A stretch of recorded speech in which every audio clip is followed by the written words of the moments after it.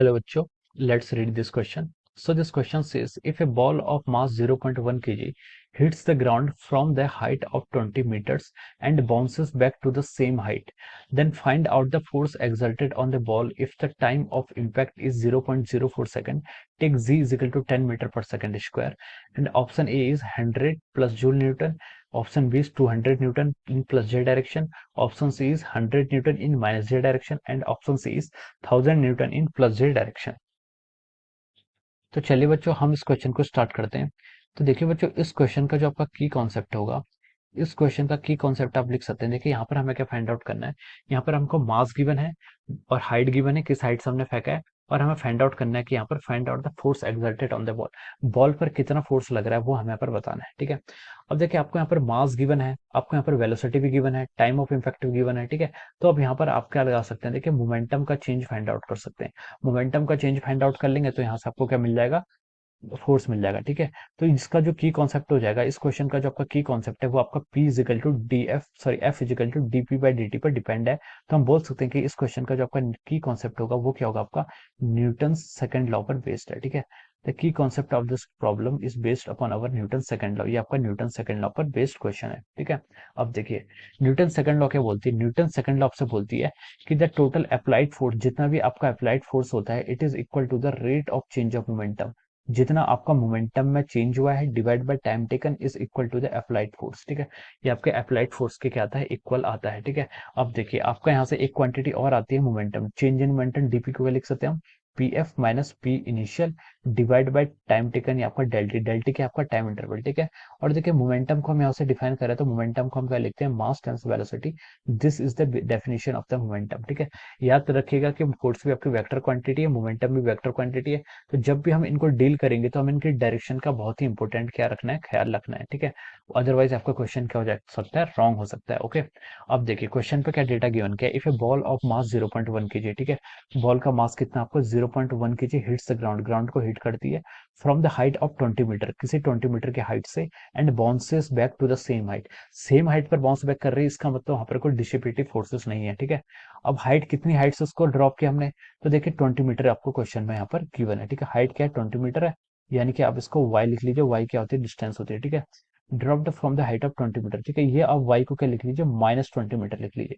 Sir minus क्यों लिखा है, माइनस हमने इसलिए लिखा है क्योंकि हमने देखिए उसको 20 मीटर की हाइट से थ्रो किया। ठीक है, और बॉल का जो मोशन है वो क्या आपका नेगेटिव डायरेक्शन में आएगा। बॉल को जब थ्रो करेंगे तो बॉल आपका ग्राउंड की तरफ आएगी, तो उसकी जो डायरेक्शन है वो क्या आ जाएगी, आपकी नेगेटिव आ जाएगी। अगर मैं इसको प्लस वाई कंसिडर कर रहा हूँ तो ये आपका क्या हो जाएगा, माइनस वाई के आपके अलॉन्ग होगा। ठीक है, तो इसलिए मैंने वाई को क्या लिया, आपका -20 मीटर ले लिया है। ठीक है, एक्सेलरेशन कितना लगेगा, एक्सेलरेशन उसने बोला है कि जी लेना है जिसकी वैल्यू 10 मीटर पर सेकंड, और उसकी डायरेक्शन भी क्या होगी, नेगेटिव होगी, इसलिए हमने उसको भी क्या ले लिया, नेगेटिव में ले लिया। ठीक है, इनिशियल वेलोसिटी कितनी है उसकी, 0 है, क्योंकि उसने बोला है कि बॉल को हमने क्या कर रहे हैं, ड्रॉप कर रहे हैं। ठीक है, a ball of mass 0.1 kg hits the ground from the height of 20 metre, 20 metre height से हम उसको ड्रॉप कर रहे हैं, तो उसकी इनिशियल वेलोसिटी आपकी 0 मान लीजिए, और फाइनल वेलोसिटी आपको कैलकुलेट करनी है यहाँ पर। ठीक है, अब देखिए सबसे बेस्ट इक्वेशन कौन सी रहेगी, यहाँ पर आपको v गिवन है, u given, sorry v find out करना है, u गिवन है, a गिवन है, और y गिवन है।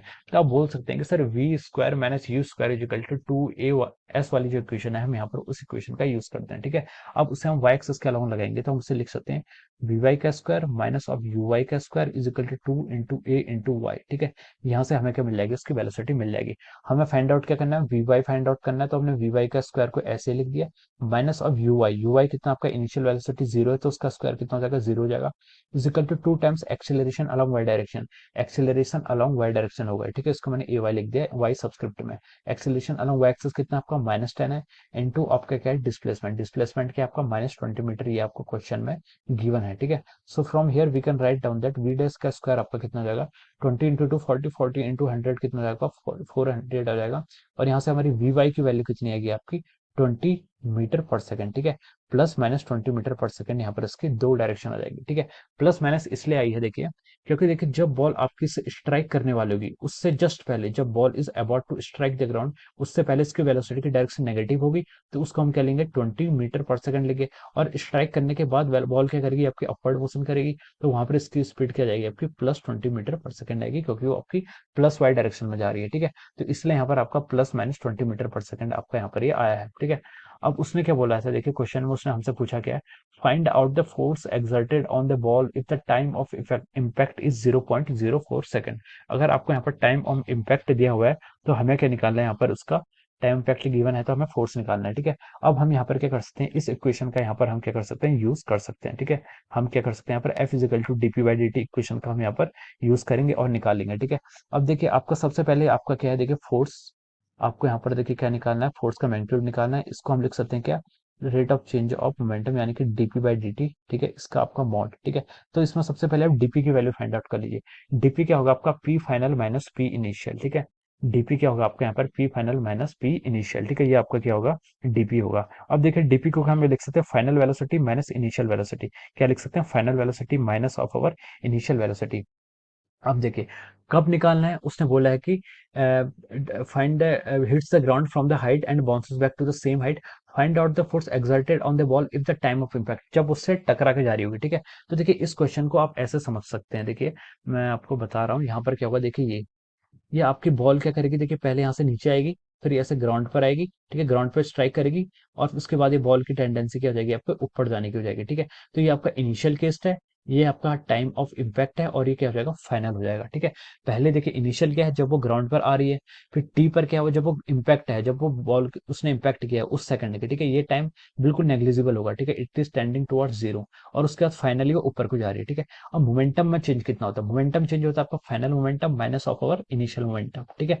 Final momentum minus initial momentum, final momentum क्या होगा, देखिए mass into final velocity, final velocity देखिए इसकी क्या है, अपवर्ड डायरेक्शन में आ रही है, तो इसको हम क्या लेंगे, पॉजिटिव में कंसिडर करेंगे, ठीक है। तो फाइनल मोमेंटम हो जाएगा आपका, मास कितना है देखिए यहाँ पर इसका मास, इसने हमें इसको 0.1 kg दे रखा है, into change in velocity, velocity में चेंज बताना है। आप देखिए वेलोसिटी ऑफ चेंज में कितना होगा, देखिए 20 मीटर पर सेकंड प्लस डायरेक्शन जा रही है, तो हम इसको क्या लिख लेंगे, 20 plus J minus initial momentum, initial momentum कितना देखिए उस सॉरी इनिशियल वेलोसिटी कितनी है इसकी, वेलोसिटी आपकी देखिए मास को हमने बाहर कॉमन ले लिया, तो हमने m into v f minus v i लिख दिया, ठीक है, मास कॉमन आ गया, अब हम वी एफ माइनस वी आई लिखेंगे। वी एफ कितना गया आपका 20 जेकब, अब माइनस वी आई क्या इनिशियल वेलोसिटी, इनिशियल वेलोसिटी भी इसकी 20 है, लेकिन इस बार डायरेक्शन क्या है, नेगेटिव है, देखिए इस पॉइंट पर देखिए ये क्या है, डाउनवर्ड डायरेक्शन में आ रही, तो उसकी डायरेक्शन नेगेटिव होगी, तो हम इसको लिख सकते हैं आपका -20 ऑफ आवर जे कैप, ठीक है, divide by time taken, time आपका स्केलर क्वांटिटी है, टाइम ऑफ इम्पैक्ट आपको क्वेश्चन में गिवन है कितना, 0.04 सेकंड, ठीक है। अब आप यहाँ से इसको कैलकुलेट कर लीजिए, देखिए ये कितना आएगा आपका, 0.1 आपका मास है, इंटू चेंज इन वेलोसिटी कितना आएगा आपका, 20 प्लस 20 कितना होगा 40, तो यहाँ पर आ गया आपका 40 जे, डिवाइड बाय टाइम टेकन कितना आपका 4 इंटू 10⁻⁻2 लिख लीजिए, इससे कैलकुलेशन इजी करने के लिए, ठीक है। अब देखिए अब आपके यहाँ लिख सकते हैं इसको, 0.1 इंटू 40 से मल्टीप्लाई करेंगे तो आपका आएगा 4 डिवाइड बाई 4 इंटू 10⁻⁻2, और ये कितना आ जाएगा आपका, जे कैप आ जाएगा, ठीक है। 4 से 4 कैंसिल करेंगे, 10⁻⁻2 ऊपर आएगा तो कितना आ जाएगा आपका 100 जे कैप, ठीक है। ये कितना आ गया आपका 100, डायरेक्शन क्या है प्लस जे कैप है, यानी कि प्लस जे कैप है, और उसका एन क्या हो जाएगा, एन एन आपकी न्यूटन की यूनिट है, यानी कि फोर्स की यूनिट है, ठीक है। तो देखिए 100 Newton in plus J cap direction आपका आंसर आ रहा है। ये आंसर देखिए आपका, ये आंसर आपका ऑप्शन ए से क्या कर रहा है, यहाँ पर मैच कर रहा है, ठीक है। तो हम लिख सकते हैं कि इस क्वेश्चन के अकॉर्डिंग जो आपका यहाँ पर फाइनल आंसर आ रहा है वो क्या आ रहा है आपका, 100 plus J Newton in the 100 Newton in the plus J cap direction, तो इसका ऑप्शन ए क्या हो जाएगा आपका, करेक्ट हो जाएगा। This is the force exerted on the ball, ठीक है, ये क्या आपका बॉल पे आपका फोर्स एक्सर्ट हो रहा है। So I hope you all understood this concept, all the best and thank you so much.